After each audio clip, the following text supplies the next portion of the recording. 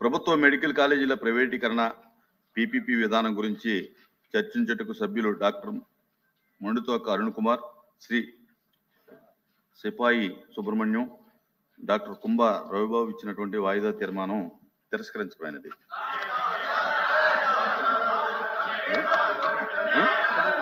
Papers including the list of business are deemed to have been laid on the table of the house. No. Neva. I am announced to the house that I have received the following message from the Honorable Speaker of Andhra Pradesh Legislative Assembly. In accordance with Rule 123 of the Rules of the Procedure and Conduct of Business in the Andhra Pradesh Legislative Assembly, I transmit a copy of each of the following bills as passed by the Legislative Assembly on 19th September 2025 and signed by me. The Andhra Pradesh Motors Vehicles Taxation Amendment Bill 2025, LA Bill number 10 of 2025. Second, the Andhra Pradesh Shops and Establishments Amendment Bill 2025, LA Bill number 11 of 2025. The Andhra Pradesh State Commission of Scheduled Tribes Amendment Bill 2025, LA Bill number 12 of 2025. Fourth, the Andhra Pradesh Prevention of Begging Amendment Bill 2025, LA Bill number 13 of 2025. 5. The Factories Andhra Pradesh Amendment Bill 2025, LA Bill number 14 of 2025. The above bills are before the House.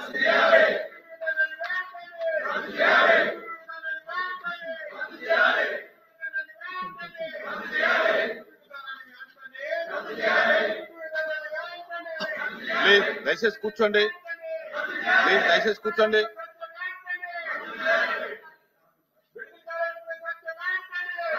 Question number 14061, TG Bharat garu. Please.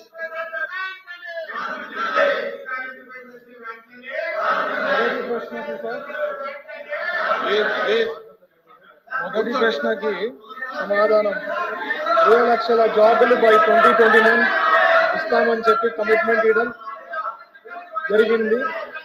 So 29 లోపల 20 లక్షల jobs కల్పిస్తాం అధ్యక్ష. అలాగే రెండో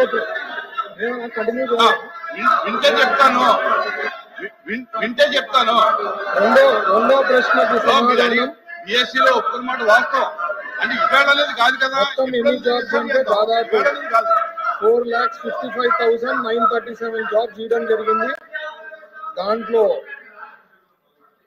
mega DSC నుంచి 15,941 అంటే 16,000 ఇవ్వడం జరిగింది నోటిఫికేషన్. సెలెక్ట్ అయినది 15,941. అలాగే వేరే గవర్నమెంట్ డిపార్ట్మెంట్స్ నుంచి 9,093. దాంట్లో రెగ్యులర్ ఎంప్లాయ్మెంట్ 4,179, కాంట్రాక్ట్ ఏమో 2,046, అవుట్ సోర్సింగ్ వచ్చి 2,868. వేరియస్ డిపార్ట్మెంట్స్ నుంచి అంటే దాదాపు 3,48,000 ఎంప్లాయ్మెంట్ రావడం జరిగింది మన గవర్నమెంట్ వచ్చిన తర్వాత. ఇది కాక అధ్యక్ష జాబ్ మేళాస్ నుంచి 82,012 జాబ్స్ ప్రొవైడ్ చేయడం జరిగింది. మూడో ప్రశ్నకి డిస్ట్రిక్ట్ వైజ్ పర్టిక్యులర్స్ వచ్చి మెగా డిఎస్సి నుంచి 15,941 జాబ్స్ ఇవ్వడం జరిగింది. దాంట్లో అనంతపురం వచ్చి 755, చిత్తూరు వచ్చి 1408, ఈస్ట్ గోదావరి 1349, గుంటూరు 1140, కడప 680, కృష్ణా 1203, కర్నూలు 2,590, నెల్లూరు 657, ప్రకాశం 661, శ్రీకాకుళం 535, విశాఖపట్నం 1134, విజయనగరం 578, వెస్ట్ గోదావరి 1063. ఇవి కాక జోన్ వైజ్ జోన్ 1లో 390, జోన్ 2లో 330, జోన్ 3లో 558, జోన్ 4లో 667, టోటల్ ఇంకా స్టేట్లో 243. టోటల్ కలిపి 15,941 ప్రొవైడ్ చేశాము డిఎస్సి నుంచి. అలాగే ఈ 3,48,000 హౌస్ ఆర్డర్ పెట్టకపోతే ఎట్లా అండి మీరు? అల్లూరు మీరు హౌస్ ని ఆర్డర్ లో పెట్టాలి. మీరు చైర్మన్ గారు సభని ఆర్డర్ పెట్టే ప్రయత్నం మీరు చేస్తున్నప్పుడు సభ్యులు చాలా ఖచ్చితంగా నియమ నిబంధనల ప్రకారం మనం ఏ విధంగా పనిచేసుకుంటామో తెలియాలి అధ్యక్ష. ఒకసారి మీరు తిరస్కరించిన తర్వాత ఒక సెషన్ లో మళ్ళీ అదే అంశం పైన వాళ్ళు ఎట్లా ప్రస్తావిస్తారు అధ్యక్ష? రూల్ 64 చూడమనండి. రూల్ 64 చూడమనండి. మీరు పాయింట్ ఆఫ్ ఆర్డర్ అధ్యక్ష, అది కరెక్ట్ కాదు కదా. Point of order rule number 64 చూడండి. మీరు చాలా క్లియర్ గా you cannot repeat a motion. ఇవ్వండి rule number 64. You cannot in the same session. You cannot bring the same motion again. దాన్ని డిస్కస్ చేస్తే మళ్ళీ వాయిదా తీర్మానం ఇవ్వటం లేదు. కానీ వాయిదా తీర్మానం అనేది మనం తిరస్కరించిన తర్వాత చైర్మన్ గారు వాయిదా తీర్మానం ఒక్కసారి మీరు తిరస్కరించిన తర్వాత ఇంకోసారి రాకూడదు సెషన్ లో ఆ అంశం పైన వారు ఎట్లా అండి? రూల్ నెంబర్ 64 చూడండి. మీరు యాక్షన్ తీసుకోవాలి. మీరు ఎట్లా వదిలేస్తే ఎట్లా? మీరు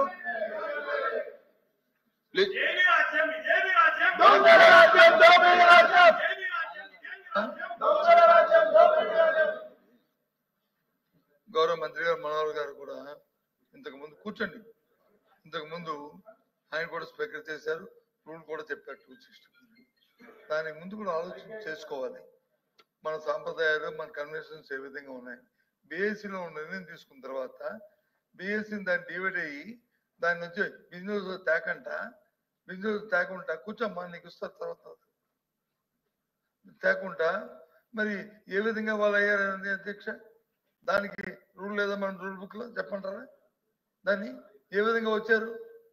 అది తప్పు కదా అధ్యక్ష.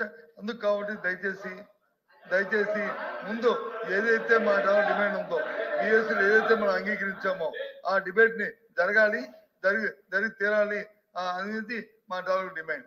ఎందుకంటే ఇది ప్రజల సమస్య, ఇది ప్రజల సమస్య, ఇది ఒక్కరికో రాజకీయమైన సమస్య కాదు. కోట్లాది మంది ప్రజల తాలూకు ఇస్తున్న ప్రజా ఆరోగ్యానికి సంబంధించిన సమస్య. వాళ్ళందరూ ఎంత ఇబ్బంది పడుతున్నారో ఈ సమస్య. కాబట్టి జరగాలి, డిబేట్ జరగాలి. మీరు తీసుకున్న నిర్ణయం ప్రజా వ్యతిరేకంగా రద్దవ్వాలి. అప్పుడే ముందుకెళ్తాం. అంతేగాని మాకు ఇంకో దురుద్దేశం లేదు. చైర్మన్ గారు అధ్యక్ష మెడికల్ కాలేజ్ ఇష్యూ మీద షార్ట్ డిస్కషన్ ఒప్పుకోవడం జరిగింది. బిజినెస్ అడ్వైజరీ కమిటీలో కూడా ఓకే చేశాము. కానీ group A group B ministers ఉండటం వల్ల కొద్ది క్లాష్ వచ్చింది. దాని గురించి ఈరోజు కన్ఫర్మ్ చేస్తామని కూడా ఆ రోజు చెప్పాము. ఈ లోపు మీరు బిఎస్సీ మీటింగ్ పెట్టారు. ఆ మాత్రం కూడా మీరు ఆలోచించకుండా ఈ రకంగా సభని సజావుగా నడవకుండా చేయడం ఏంటి? రాజేంద్ర ప్రసాద్ గారు with respect to the chair, అధ్యక్ష ఎల్ఓపి గారు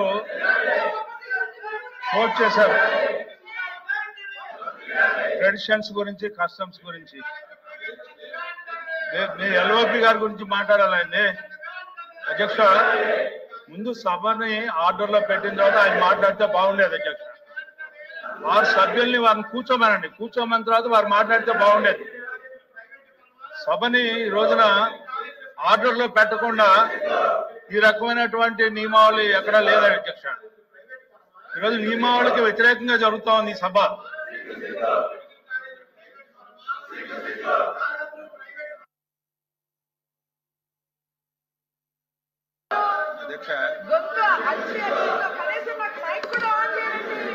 అధ్యక్ష ఈ శాసన మండలి ఈ రోజు స్టార్ట్ అయింది కదా అధ్యక్ష. గత ప్రభుత్వంలో కూడా శాసన మండలి ఉంది, తమరే అధ్యక్షులు ఉన్నారు.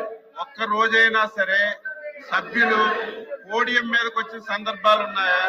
సభ్యులు మీ దగ్గరికి వచ్చినప్పుడు సభ జరపడం అనేది పద్ధత. సభను అదుపులో పెట్టండి అధ్యక్ష.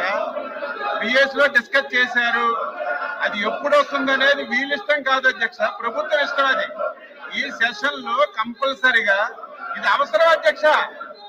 ఇది అవసరం. ప్రభుత్వానికి కూడా ఈ ఇష్యూ చాలా చాలా అవసరం. మేము తీసుకున్నటువంటి నిర్ణయం ప్రజల శ్రేయస్సు గురించి తీసుకుంటున్నటువంటి నిర్ణయం. ఇది మొత్తం ఎక్స్ప్లెయిన్ చేస్తాము. ఈ రోజు తీసుకున్నటువంటి నిర్ణయం వల్ల ప్రజలకు ఏ రకంగా మేలు జరుగుతుంది, ప్రజలకు ఏ రకంగా ఉపయోగపడుతుందని చెప్తాం అధ్యక్ష. మీరు ఏదైతే ఎజెండాలో పెట్టారో ఆ ఎజెండా ప్రకారం తీసుకోండి. ఈ రోజు ఎజెండాలో ఒక ఇష్యూ తీసుకున్నారు, రేపు ఇంకోటి తీసుకోండి. ముందు సభ అదుపులో పెట్టండి అధ్యక్ష. సభ అదుపులో పెట్టండి. తమరే గత గవర్నమెంట్ లో చైర్మన్ గా ఉన్నారు, మేము సభ్యులుగా ఉన్నాం. పోడియం దాటి అక్కడికి రాలేదు అధ్యక్ష. మీరు గీసిన గేట్ దాటి రాలేదు. ఈరోజు కావాలని మీ చుట్టుముట్టు వస్తుంటే మీరు సభ నడపడం ఇది మంచి విధానం కాదు. దయవుంచి మీ పవర్స్ ఉపయోగించండి. సభ సజావుగా జరగడానికి సహకరించమని చెప్పి కోరుతున్నాం అధ్యక్ష.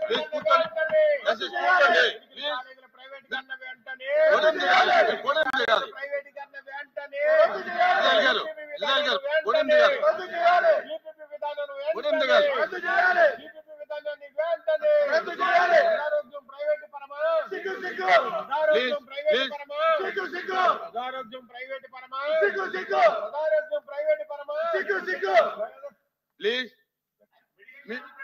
దిగండి, మీ సీట్లోకి వెళ్ళండి. పోడియం దిగాలి. మీరు రోజు పోడియం ఎక్కడం మంచి పద్ధతి కాదు. మీరు నిరసన అనేది మీ సీట్లో చేయాలి తప్ప పోడియం దగ్గర వచ్చి కరెక్ట్ కాదు ఇది.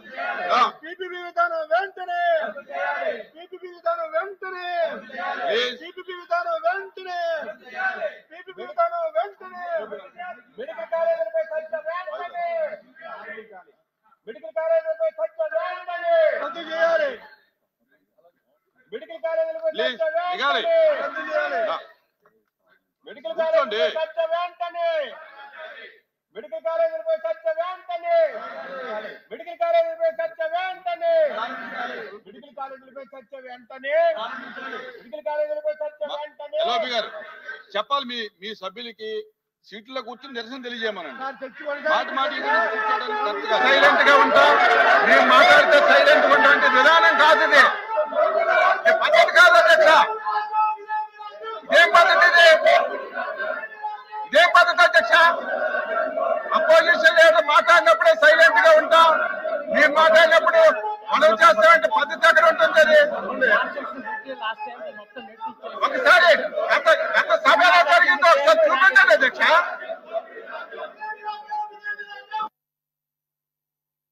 The house is adjourned for 5 minutes.